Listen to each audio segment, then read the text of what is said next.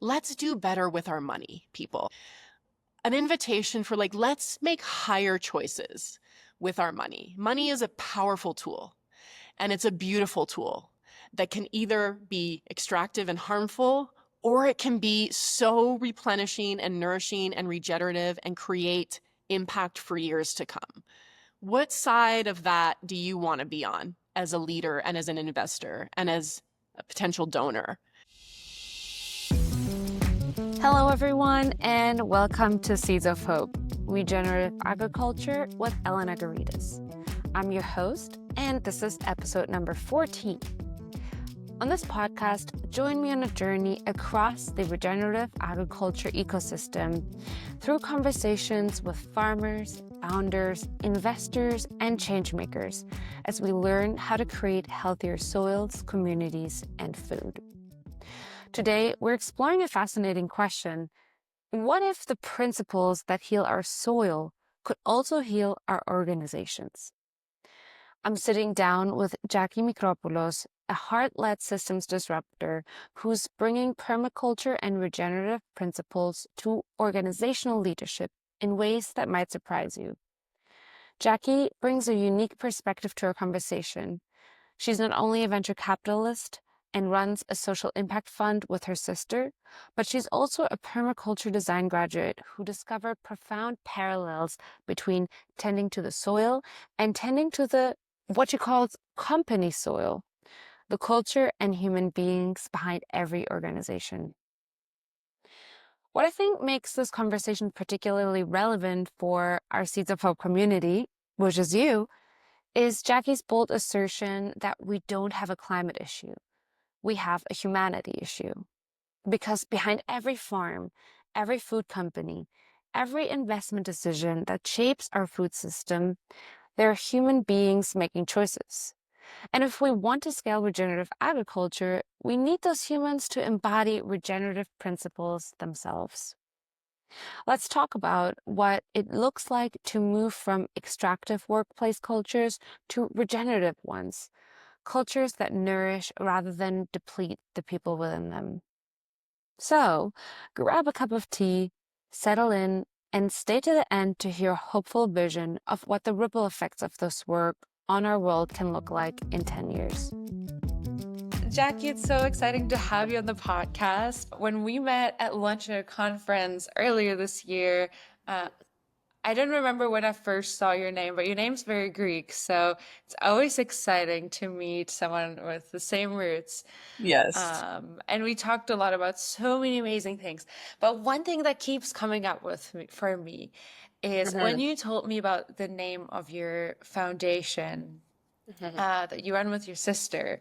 That name really stuck with me. And I would love just to start the conversation with that, you sharing what the name is, even though maybe we'll talk more about regenerative organizational culture.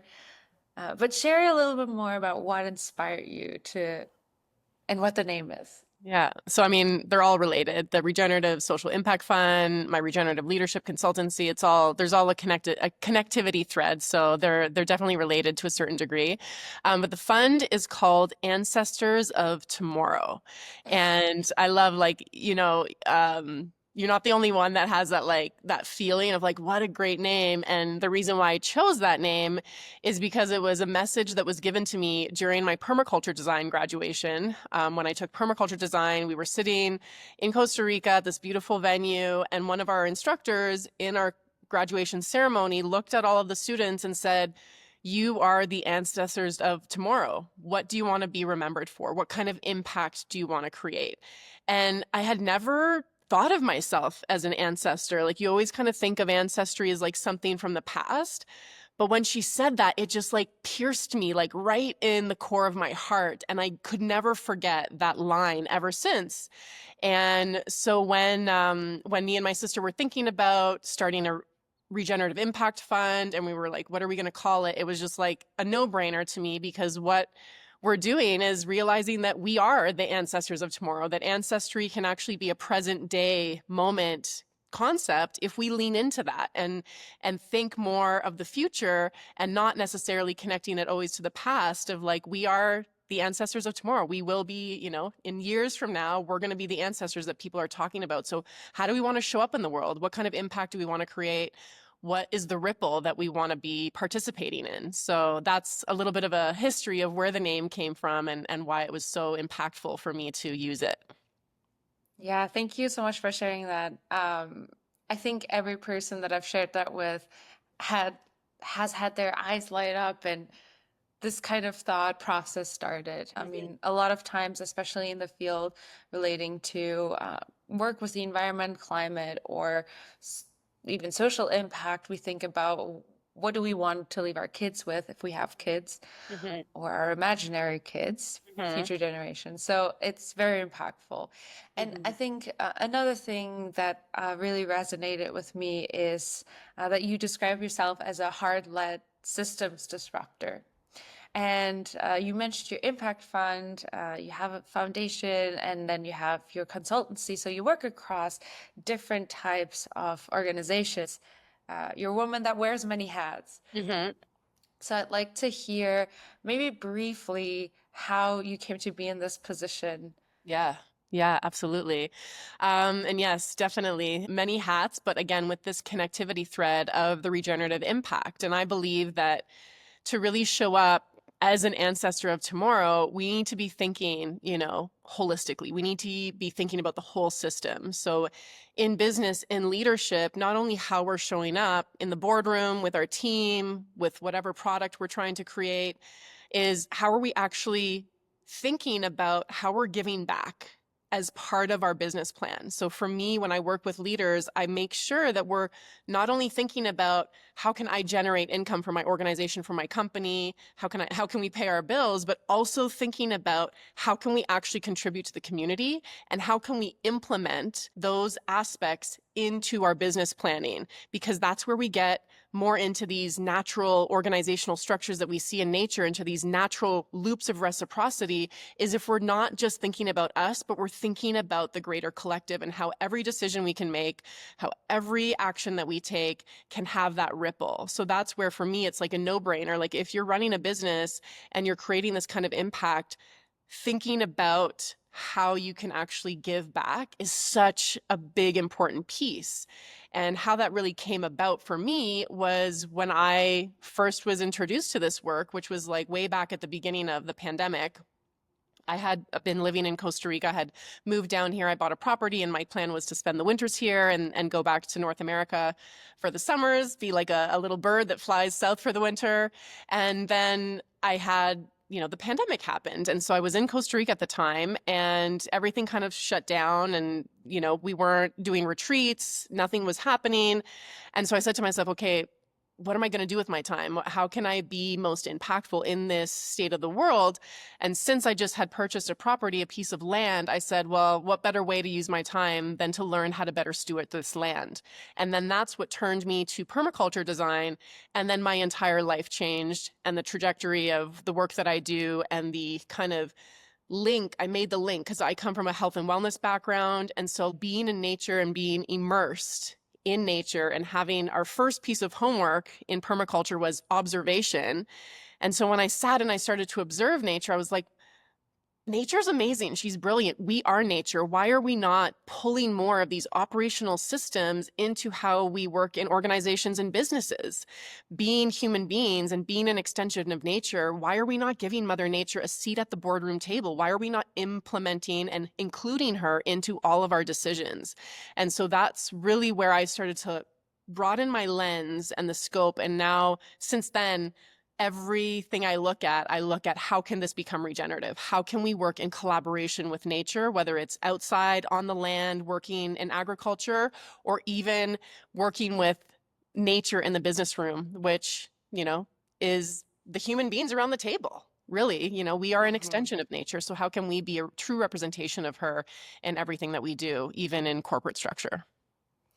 Yeah, I want to double click on this because this podcast is about regenerative agriculture. So why are we talking about organizational culture and leadership? And so you started drawing that connection there, and you've mentioned also before And I think this ties in that we don't have a climate issue, we have a humanity issue, which is a pretty bold statement to make. Mhm, mhm, So, yeah, can you illuminate for our listeners the parallels between regenerating the soil mhm. and regenerating culture, and why, if we're thinking in a system, we really need both? Even Yeah. for regenerative agriculture businesses, including farms, to hmm thrive. hmm Absolutely.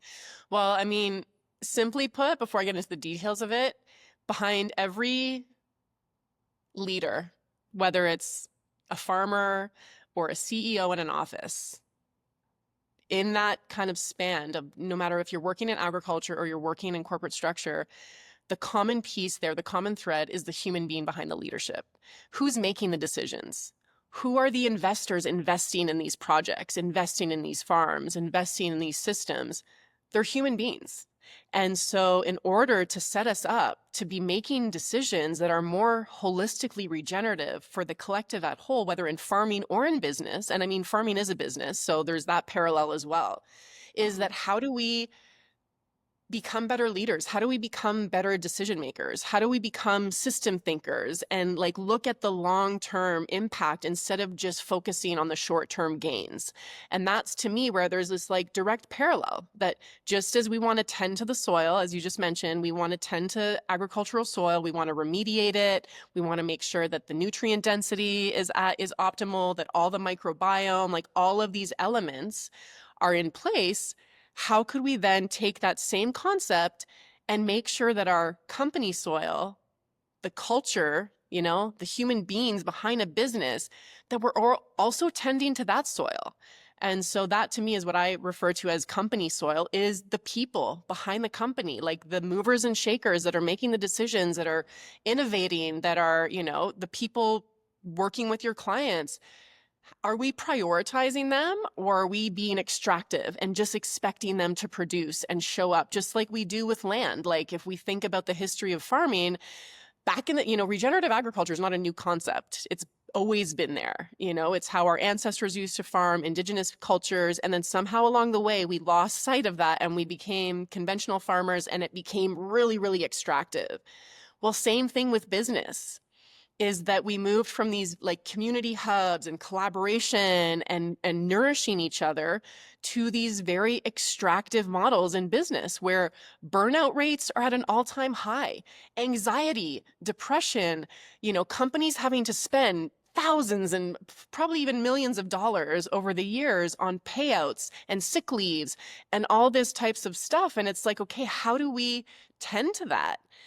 How do we turn extraction into regenerative? And for me, it's going way beyond sustainability into truly regenerative practices. Because as soon as we do that, whether again, it's on the farm or in a boardroom, as soon as we prioritize the human beings behind the decision, we're going to get less turnover. There's going to be less burnout. Leaders and CEOs are going to start to patch up those leaky resource holes, which I call the bottom line blind spot of like, okay, making money is one thing, but where are we actually losing and wasting resources and not using them efficiently? So if we can kind of redirect those resources into taking care of the human beings, into putting structures and systems into place that prioritize their well-being, then we're really solving multiple issues with one main focus. So that's where, for me, that direct correlation of tending to agricultural soil and tending to corporate soil are very much the same. Yes, and I love the parallels you drew between the microorganisms and the soil. And zooming out again, going back to the we don't have a climate issue, we have a humanity issue. So when I think about systems change in the food system specifically, and you can extrapolate that to other industries, you can have farmers that are incredibly motivated to farm regeneratively, put those practices in place on their land, and create this nutritious, clean food that nurtures the whole system. But of course, we need the entire system to follow suit. So we need suppliers, off-takers, consumers to also change their behavior in a sense. So I think it's about behavior change. So when you talk about regenerating company culture and really moving away from this extractive culture, I'm also wondering, okay, is the hypothesis here that When we have more regenerative organizations, they might also make external decisions that are regenerative to the system as a whole, thinking more long term about, will my supply still be there 20 years from now if I source from conventional farmers? Yeah. Or will my country be struggling under the burden of healthcare costs if people keep eating food that's bad for them? I think it's really accurate. And just going back to the very bold statement that I made of that we don't have a climate issue, we have a humanity issue. Like, this is exactly what we're speaking to. To get everyone on board, we need paradigm shifts. We need mindset shifts. We need people to start thinking differently. It's one thing for a farmer to be adopting regenerative practices. It's another thing for, just as you said, for the suppliers to get on board, for the investors to get on board, for that whole, ecosystem of everyone that's involved from, farm to product. We need to have the shift be collective. So it's one thing to talk about what this is, how this is impacting the climate. But for me, it's like we need to zoom out even more, because if we can't shift humanity in terms of how we're thinking, making decisions, collaborating, we're not going to fix the issues. So that's what I mean by it's more of a humanity shift that we need.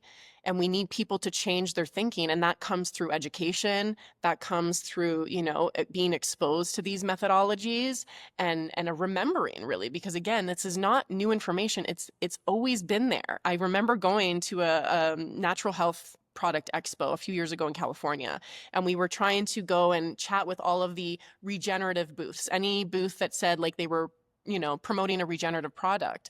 And it was so interesting to see the difference between the answers we got with people in North America versus people in Europe. When we went to products that were from Europe, they were like, what's regenerative? And when you explained it to them, they were like, but that's just the way we farm. They were like, it was so like confusing for them to even think about it as this like separate thing, because that's just how they do things over there. So then it really highlighted for me that like, this isn't new information. It's something that we need to remember that's always been there. So this is where the humanity piece needs to come from, is moving out of extraction, moving out of competition, and moving into true collaborative harmony of sitting together at the table. And this is one thing I loved about the Regenerative Agriculture Summit that we were at, is that there was people from all industries. There was the investors, there was the farmers, there was the suppliers, everyone was there wanting to talk and have solutions.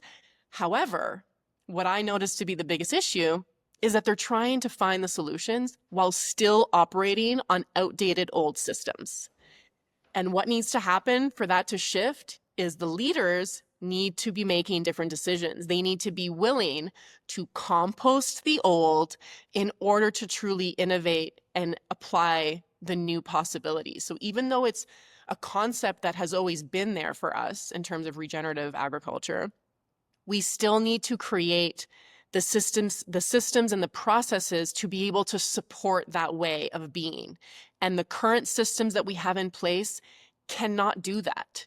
And so the question and invitation that I have is for leaders, for CEOs, for the big people making big decisions at these boardroom tables, is, are you willing? Are you ready to go first and to compost the old and to really step into what it's going to take to be able to shift all of humanity into this movement? Not just farming, but everyone needs to get on board. Everyone needs to be at the table, willing and ready to let go of what's not serving us and lean in to what the future really needs of us. I love this composting metaphor. My mind first went to, okay, it's like you have the newest phone, the newest version, but you're still running the software from 10 years ago. So I'd love to dive a little bit more into the nitty-gritty. I think we've set the stage beautifully. So when we're thinking about extractive versus regenerative practices in a business, can you walk us through what some concrete examples are about what does that look like? What are some of the practices that companies can implement to move from one stage to the other? Like, what can we really imagine practically what that means? Yeah. Yeah, I have a great example that actually just recently happened with an organization that I've been working with for the last couple of months. So a fresh off the press example of what You this heard could it look here like. first. Actually, yeah. Hot off the press. So one of the ways, there's multiple ways, and the way that I work with organizations is the first step that I do is I do what I call a soil test. So just as you would go out into the field and do a soil test to figure out what's the status of the soil, what's the baseline assessment of the soil so that we know what we need to do, let's do the same thing with an organization. So I first start with a soil test assessment where I take them through 7 different regenerative dimensions to evaluate where are they at a baseline so that we can direct ourselves to like the greatest regenerative potential and priority for that specific organization. And so, using the example that I just recently experienced, one of the things, and this goes to tending to the company culture as well, is it's a beautiful organization. They're a non-for-profit organization. They have amazing vision. These are people that are just like super heart-led, as you said, like heart-led disruptors of like, let's lead with our heart and shake the systems, right? And they're doing amazing work, but they're hitting these roadblocks where a couple of things. They're having a hard time onboarding more funding. So they're having a hard time getting more funders. So there's a financial piece. And when I looked at that, it's like, okay, we're having a hard time fundraising. We need to see what's happening behind the scenes that might be contributing to that, right? And what I realized with them is that there was all of this like unsaid, untended dynamic that was happening internally with the team that was starting to ripple out and affect how they were showing up in engaging and onboarding partners and funders. So what I did with them is we went through a whole exercise to then distill to the point where we realized that they have no process in order to address and deal with conflict and mistakes. And so what was happening is because they didn't have a system for this, all of this conflict and this disagreement and this disharmony that was happening, because there was no place to put it, there was all of this gossip culture that was happening. There was silos happening. And now you have this beautiful epic team working towards a goal together that we're operating in like divided and separate units, right? How are you going to truly work regeneratively if you're working in silos and all separately and building this resentment because no one is speaking up and pointing and saying, hey, we got to address this. So that was so obvious to me. And this is like a common thing that I notice in companies in general is that people don't like making mistakes. We've been kind of brought up in our culture and society to be like, mistakes are bad. You don't want to do mistakes. So if a mistake happens, people usually like just brush it under the carpet. I hope no one noticed. And like no one talks about it, but people did notice. And so that's where like the little silos and the gossip happens. So what we need to do in this case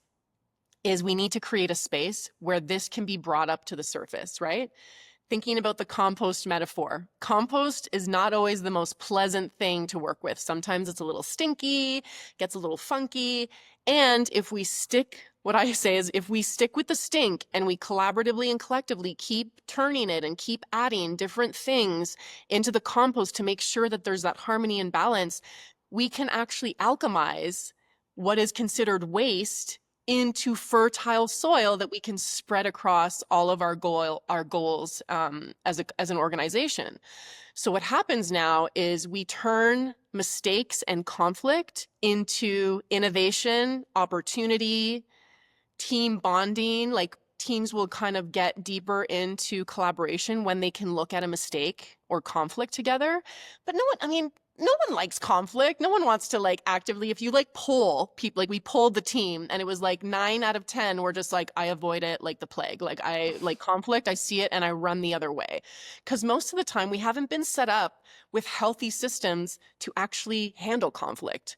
And life is life. Conflict is 100% unavoidable. It's going to happen. And I actually really work with organizations to encourage it to happen because to me, difference of opinions, conflict, mistakes is where innovation comes through.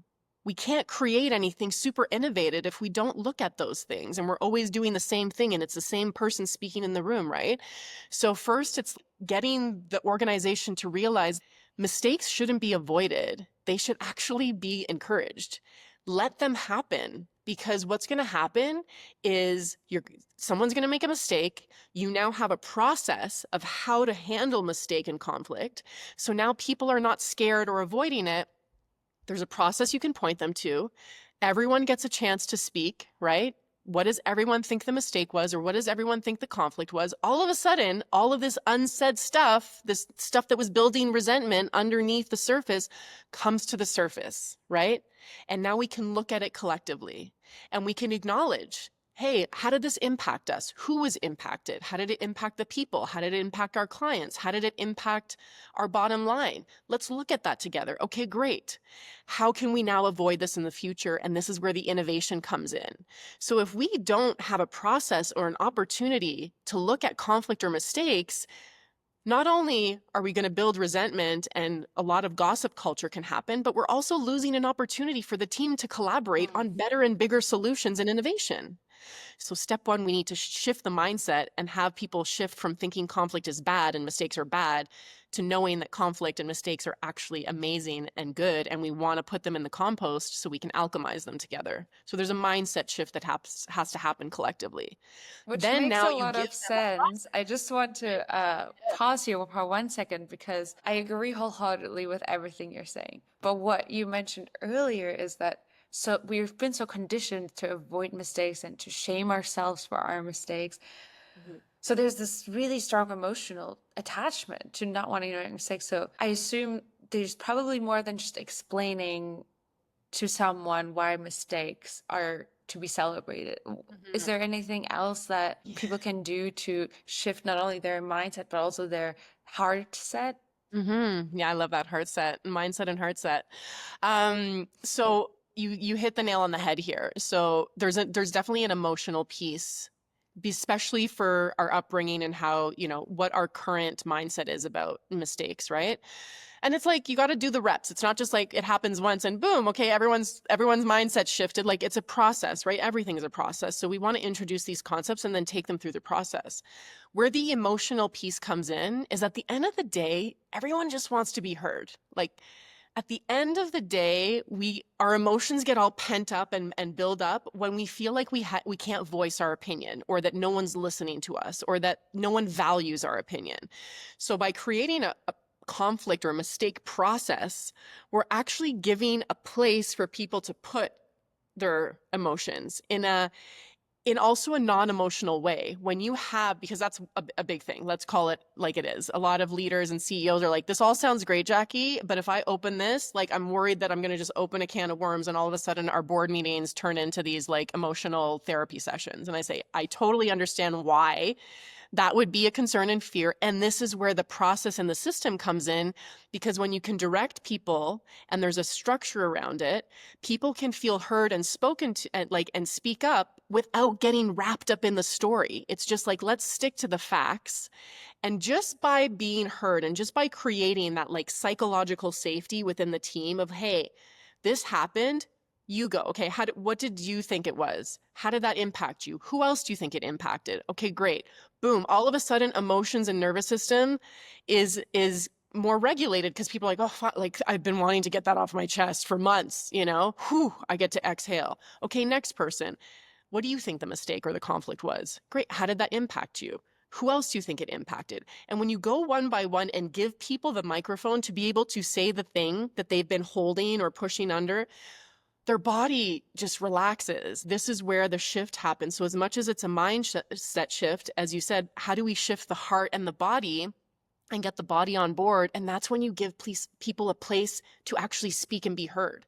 Then the body softens, then the heart opens. And then as you listen, because now you've been heard, now you're listening to everyone else. And all of a sudden it's not a he said, she said, or you do that, and like all this finger pointing, but it becomes this collective ground for us to all feel heard and seen. And then we get to look at it together to find out, okay, how do we avoid this? Who's on board? And now instead of a mistake being pointed to one or two people, everyone's taking accountability, everyone's taking responsibility, everyone's participating in the solution, right?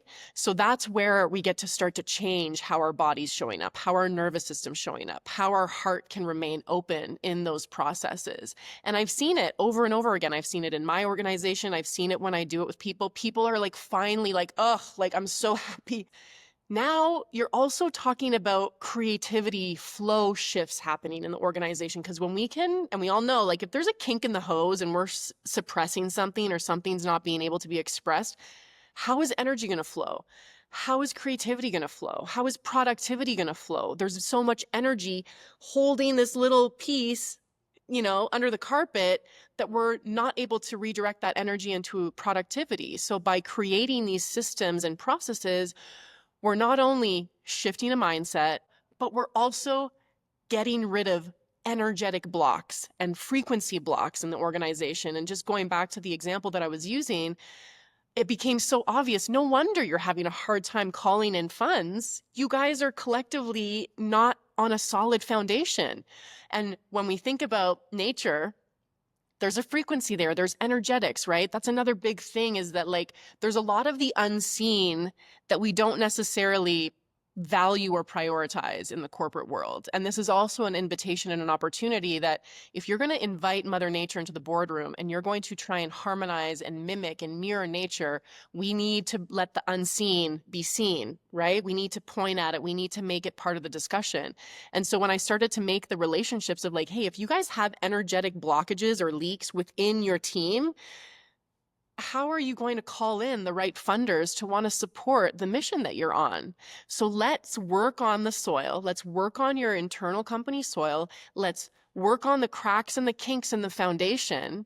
Let's get some solid groundwork done, and then things will start to flow. And that's a hard concept for some leaders to really adopt because, again, it's the unseen.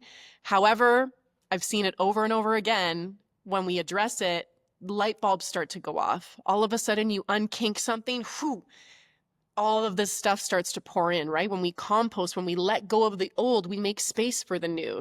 So this composting methodology and this system and process on how to approach and deal with conflict and mistakes is one of the many ways that we can bring regenerative principle. Like principle of permaculture, principle of nature is nothing goes to waste. We want to be efficient. We want to catch and store energy. We don't want to be leaking it out. So being able to use conflict as an anchor point to show the value of creating these collaborative spaces then only ripples out into all other aspects. Yeah, thank you for illuminating that. And when I think of this, there's a certain level of bravery required by both the leaders to bring this forth and to be one of the first people in the boardroom or the team conference room to share how you perceived a mistake or felt during a mistake. So we need additional skill sets. So how do you close this gap and help leaders go from short-term thinking to long-term thinking amidst pressure from investors, pressure from quarterly earnings, pressure from clients? Yeah. So this is important. And one of the quickest ways to get the buy-in from the leaders and the shareholders and the investors is to show the value of this work directly related to their bottom line.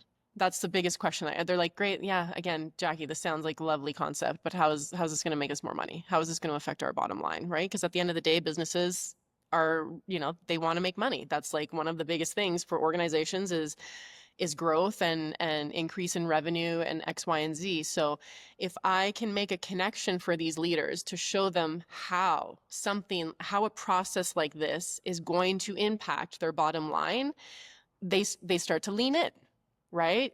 They start to lean in. So there's two prong to this. There's the prong where I work with also the leaders of the company. Like in order to infuse this into the organization, I also do run one-on-one work with the leaders themselves because I want to make sure, like you said, it requires courage. It requires bravery. It requires a certain level of embodiment as a leader to want to really kind of step into the room and go first, right? Like, and that's one thing I always encourage, and I did it with my organization, is like when we start to implement these processes, is the leader, like the the CEO admits a mistake that they made and they go first. When that happens, and as hard as it is for sometimes leaders to admit their mistakes, the entire room shifts when they can be ready to go first. So, but in order to do that, again, I have to make the connection of the value of how is this going to affect their bottom line. And this is where I start to talk about and highlight what I call the bottom line blind spots of like, what would happen if I don't do this? What would happen if we don't adopt this? Well, let me tell you what can continue to happen. You're going to continue to spend money on sick leaves, on mental health leaves, on turnover, on rehiring and HR, and the list goes on and on. And it's not necessarily the first place that leaders want to look. However, when you take a little flashlight and you hold their hand and you say, hey, like, this is a blind spot and I'm willing to look at it with you, but it's a lot of value and it's going to directly affect your ability to make more revenue, right? Because it's one thing to make more money. It's another thing to reallocate resources that were literally just like leaking out and wasting. So when I can make the connection of showing how these types of processes will directly impact how they're spending money. And then that, as soon as you start to patch those things up and prioritize the people behind the leadership, right? That will directly impact how they're showing up. It's going to impact how they're working with clients. It's going to impact client retention. It's going to impact referral rates. And then all of a sudden, the revenue starts pouring in more as well. So the first aspect is showing them the value of wanting to patch up these resource leaks, and then showing them by doing that, that you will eventually get the higher revenue streams coming in. So as soon as you talk about money with leaders, all of a sudden their ears perk up and like they are paying attention differently. So that is a big piece of how I get them to shift and how I get them to buy in, is to show them how this is actually impacting their numbers in a direction that they're not necessarily looking at. And that's why I call it the bottom line blind spot. And do you have an example of a success like that? I really love the example of celebrating mistakes as one principle or practice or mind shift that you bring to organizations. And I'd love to hear another one, or maybe an example of, okay, after implementing these, what were some of the results that some companies have seen? Yeah. So some companies that I've worked with have completely shifted how they operate. And it was something that happened over time. And this is another regenerative principle of ecosystems and collaboration, right? Thinking about the whole system instead of its parts. When we have team members that are in their little silos, like, we're now disconnected. So that's going to directly impact the way that we're working together. So having these ecosystems truly collaborate is like a huge piece also. And then again, speaking to this aspect of collaborative ecosystems, and this is a huge issue that I see, talking more of those long-term solutions and impact, is when we're thinking. So if I'm an individual company and I have a product that I'm producing or creating, how am I actually thinking about how this product or how my company is part of the larger ecosystem? How is my product impacting humanity, the environment, other organizations?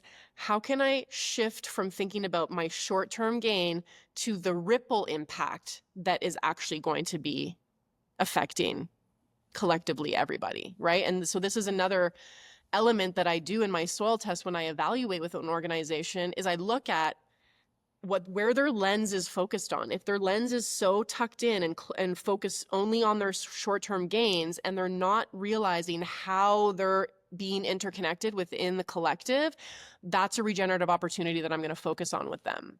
Because there's so many things that I see out there that solve a problem for right now, but they're going to create a new problem over the span of 7 or 10 years. And so how can I adjust the lens of these organizations to actually become first aware and then willing to actually look and be like, oh, that's great that I'm solving this problem, but if I'm creating a whole new problem in 7 years, that's not really what I want. So like broadening their lens to be able to even like think about more of the long-term impact of what they're implementing is another way that we weave these regenerative principles in, so that we're not thinking in silos again, and we're thinking of how is our organization, our product, how is that impacting outward from just our, tight ecosystem. That's interesting that you bring this up and absolutely important. I'm auditing a class right now here at Stanford, and it's about design thinking, specifically for sustainable entrepreneurship. And we had some speakers come in from the design school, and they're developing this AI tool that basically imagines unintended consequences of the actions you take today, whether it's a policy, a product, or a service that you offer. And I had an interesting conversation with someone about the company Juul. They uh, the vapes, Yep. and how the intention was to help people quit cigarettes, and the founders are so health conscious and had this beautiful vision, and didn't plan for the anti-goal of a lot of teenagers that never smoked cigarettes getting addicted. So I think just that example really, I loved how it illustrated how important it is to think about the ripple effects, like you mentioned. Mhm, mhm. Um, And not only for teen getting addicted, but also the amount of waste that's being created. So yes, you solved a problem, but what are we doing with all these vape pens now? Where are they going? Now we have this other thing that's now out in the environment, and what do we do with it? Can we repurpose it? Is it, does it decompose? Not the ones that I've seen. So it's like also thinking about, okay, I'm creating this one solution, but I'm now polluting for the next X amount of years and creating a product that's going to end up in landfill. so really closing the loop on the circle of your product and thinking beyond getting it to the customer. Exactly. I wonder if you're up for putting on your investor and funder hat for a second.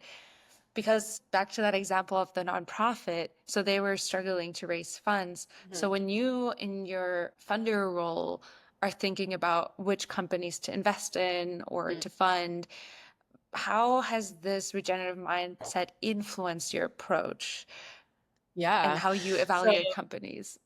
Yeah, so this is I'm going to use the same example because it's such a good example and it's like so ripe. And I actually found out about this organization through wanting to donate. So it's a non-for-profit and it fit within one of our pillars. So the regenerative impact pillars for Ancestors of Tomorrow are people and culture, research and education, and then land stewardship. So this organization fit within multiple pillars, and I was very interested in learning more, and they were trying to hit an end of the year goal. And so I came in and I met the founder of the fund and all of that, and we were chatting, and I was really into their projects that they were doing. So I made a donation. So I actually started as a donor for this organization. And then in the process of donating, I then found out that they didn't steward their funders properly. I was not 100% impressed with their process of how they stewarded me as a donor and the information that they provided me and just even the process that I went through. And so then I took a leap of faith and I gave them that feedback. I said, I have some feedback for you guys. Are you open to receiving it? And they were so open to receiving it. They were grateful, actually. And I just transparently spoke about my experience and where I thought they had opportunity. And that's where we got into further conversation about the blockage of being able to find more funders. And I said, well, I think I know why that might be. You're not really stewarding the donors properly. And I could have just made a donation, had the bad experience and been like, well, I guess I'm not donating there again, and like walked away. However, with a regenerative lens and being who I am and wanting to positively impact, seeing the potential and seeing their mission and their vision, I was like, no, I want to give them that there's value in giving them this feedback, and how they receive the feedback and what they do with it is really going to be informative for me to say, okay, am I going to continue to work with them or am I going to walk the other way? And because they were so receptive and grateful for the feedback, then it opened another door where I said, okay, well, this is the case. And I feel like I could help you guys clear these blockages, create better systems so that you don't have this issue and that you can actually go to more funders, and I can continue to be a donor and actually speak highly of you and want to, get more people to contribute to the organization.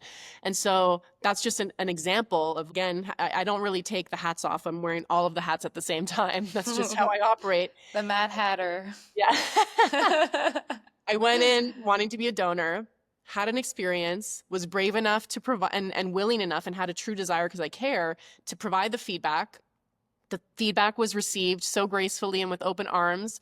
So I had suggestions for them, and now they're having more funders come in. So it was just like, just in the span. So that was back in January. So in the span of like 5-6 months doing this work, we were able to completely shift the energetics of this organization and turn what could have been a one and done type of donation with me. So that's an example of, as a funder, and this is like calling all donors and investors, that is the invitation also, is open up the lens and think about what exactly is my goal of wanting to donate or to invest. What is my ultimate goal? Like, okay, ROI is great in investment. That's great. But what else? Being an ancestor of tomorrow, I believe it's so much more than just getting a return on the investment in a dollar amount, because working with organizations that could give us different types of ROIs. And this is where expanding our concepts and what we already know to be true for the traditional KPIs is, how can we actually shift the different types of KPIs that we look for and start to think of, how can I look at ROI more holistically, and also think about ROI can be, what's this going to do for 7 years? What is it going to do for my children if I have children? What's it going to do for my grandkids? Like, the ROI doesn't necessarily have to be dollar amount. It can be an impact, right? So the invitation for investors and donors is to really ground in and say, okay, what do I actually want to achieve with this opportunity? And then ask yourselves the right questions to be able to expand. Let's expand. Let's like get rid of the old way of doing things and shake things up and look at things with a fresh regenerative lens so that we can be moving things in the better direction. And this is where, for all the people out there that are, have multiple companies, or you have a fund, or you have, you're a VC and you have resources to be able to invest in stuff, like, let's do better with our money, people. An invitation for like, let's make higher choices with our money. Money is a powerful tool, and it's a beautiful tool that can either be extractive and harmful, or it can be so replenishing and nourishing and regenerative and create impact for years to come. What side of that do you want to be on as a leader and as an investor and as a potential donor?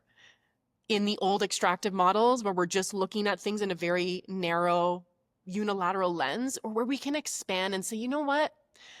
I want to do things differently. I want my resources to ripple out for generations to come.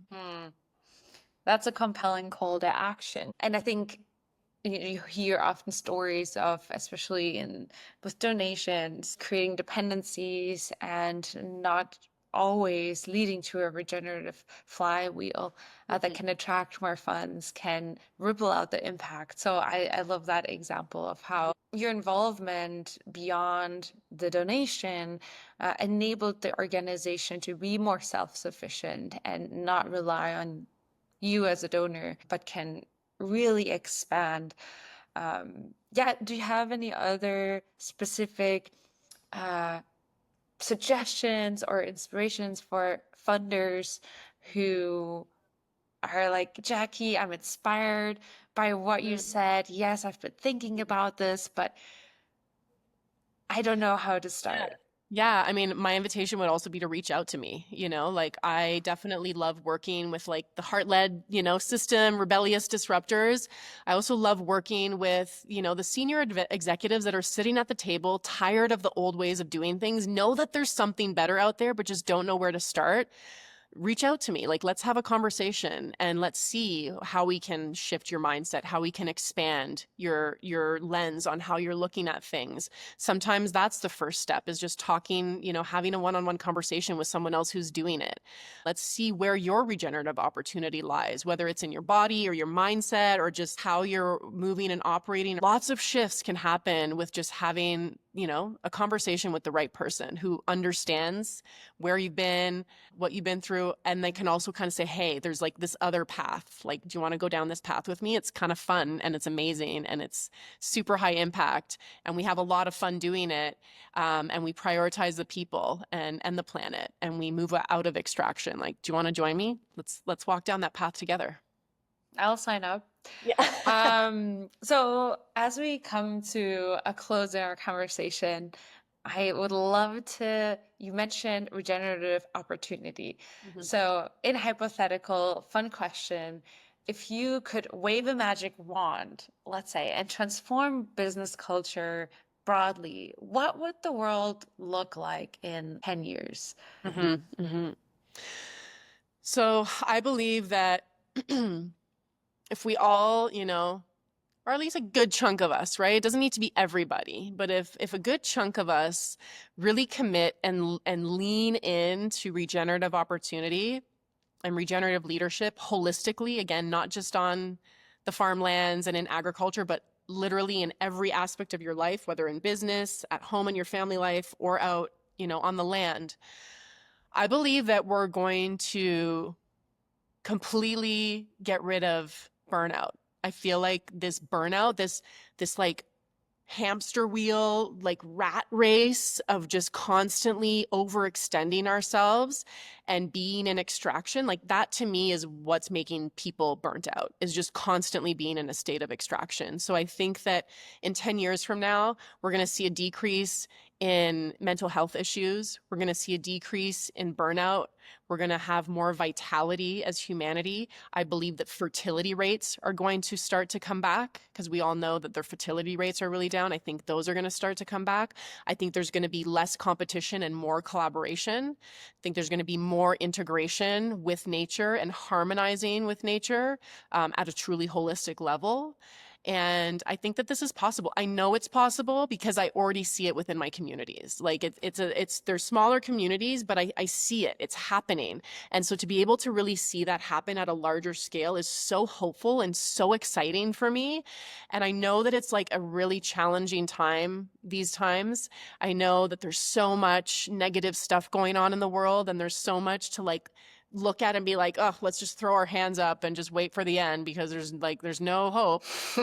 As much as that's the state of the world right now, I also really believe that we are in the most exciting time to be alive, where we're on this precipice of like really big ripple impact of change. And I see just more vitality and more joy, right? Like there's so many areas that you see that people have been just stripped of joy, where we have to like, joy is something that we experience over there and we can't experience it in every aspect of our life. So more vitality, more joy, more collaboration, more community, more nature, less health issues. Like I believe that, abundance in all of its senses. I believe all of that is happening, is possible because I already see it. And it's just going to be more at scale. Thank you for sharing that. Mm-hmm. And I think it's important to envision what's possible. And I love that you're already seeing this in your communities, because it can get bleak when you focus on all the things that aren't going the way that we would like. So this hopeful vision is inspiring. So I'm going to, after our call ends here, go into the office and start my work day on this Friday.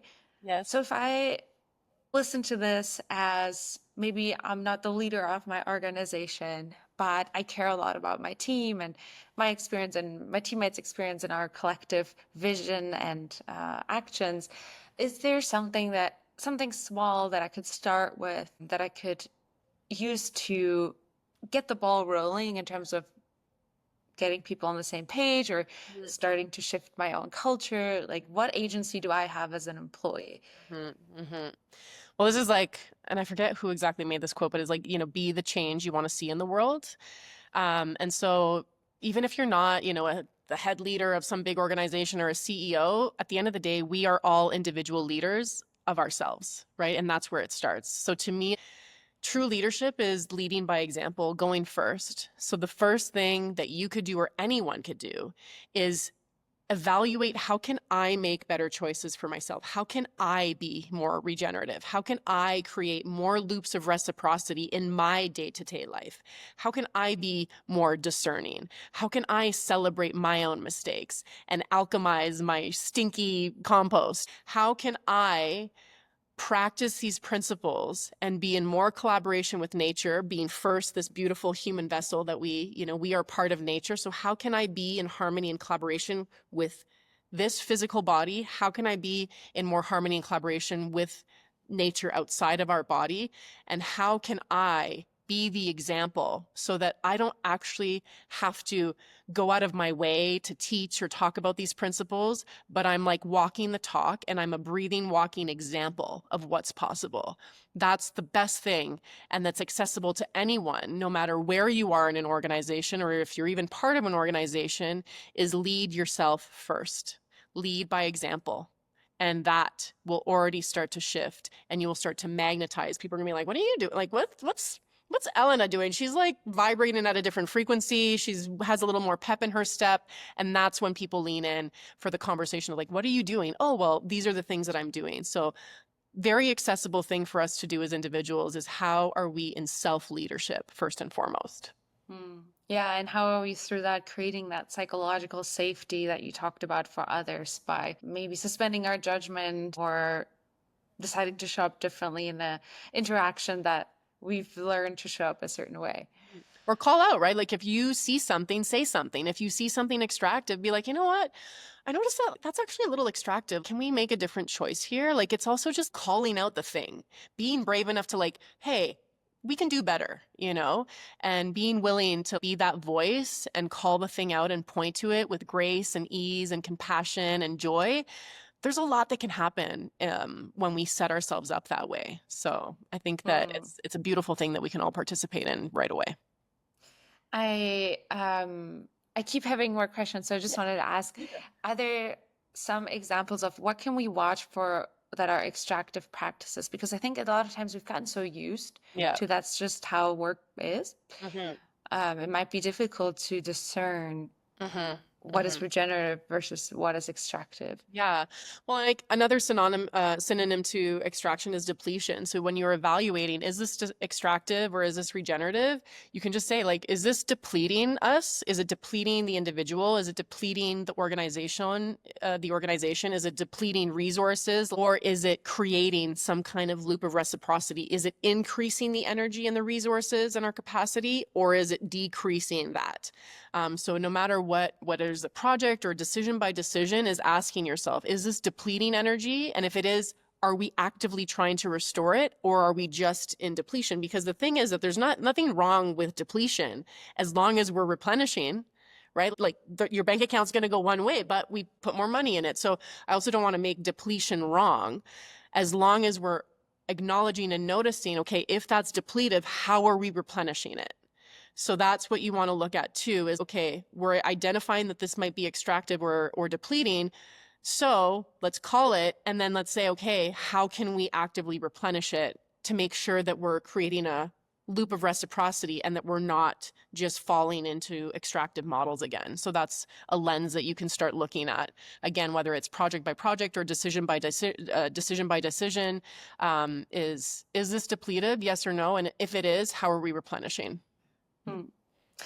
So as we close, I just want to give you the opportunity. Is there any parting thoughts that you want to share with people as they wrap up the conversation, everything they learned, and start going on their day? So I guess a final message is that it's all possible. It's all within reach. Everything that we're hoping for and looking for actually already lives within us. And it's about remembering, it's about tapping into it, and it's about being the example and then surrounding ourselves with the people that are, willing to show up in the same way. But it's all within the reach, like all within's arm reach. It's all there already. So let's look at it. Let's lean into it. Let's remember it. We are powerful human beings with so much potential and capability. And now it's just really time for us to tap into that and be in full expression that we're truly meant to be as humans on this beautiful planet. Thank you, Jackie, for this beautiful and empowering and energizing and thoughtful conversation. It's been such a pleasure having you on the podcast. Thank you so much for having me. Soon. Yes, amazing. Thank you so much, Elena, and thank you all for listening.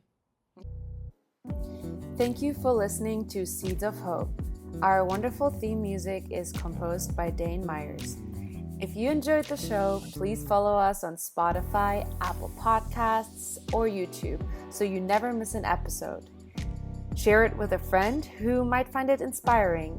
And if you're loving the podcast, we'd be grateful if you could leave a rating and review on Spotify, YouTube, or Apple Podcast.